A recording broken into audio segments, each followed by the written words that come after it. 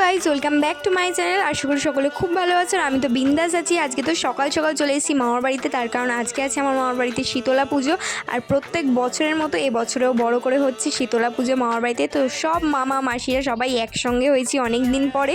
আর সত্যি বলতে সকাল থেকে খুব হাসি ঠাট্টা হচ্ছে, আনন্দ হচ্ছে, যেটা হয় অ্যাকচুয়ালি মানে মামার বাড়ির পুজোটা না একটা আলাদাই আনন্দ এসো। তো এখানে দেখো মন্দিরে এসেছি, মন্দিরে এখানে সমস্ত কিছু গুছিয়ে টুছিয়ে নিয়েছে। আর এই হচ্ছে আমাদের মা শীতলা। এই পুজোটা না আমি একদম ছোট্ট থেকে দেখে আসছি, যবে থেকে আমি বুঝতে শিখেছি তো তবে থেকে আমি দেখে আসছি। আর দেখো এই চারধারে এখন প্রসাদ তোসাদ গুছিয়ে রাখা হয়েছে, মায়ের প্রসাদ ভোগ প্রসাদগুলো যেগুলো আছে সব গুছিয়ে রেখেছে। আর এটা না সারা পাড়ার লোকও এই পুজোটা এসে পার্টিসিপেট করে আমাদের সাথে।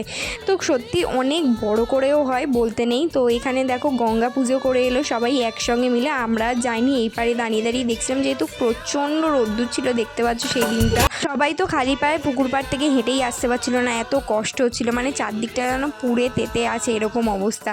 সবার মুখে দেখো একটু করে হাসি, তার কারণ সবারই আনন্দ হচ্ছে, বাড়ির পুজো বলে কথা। তেমনই আমারও খুব আনন্দ হচ্ছে, মামার বাড়ির পুজো বলে কথা।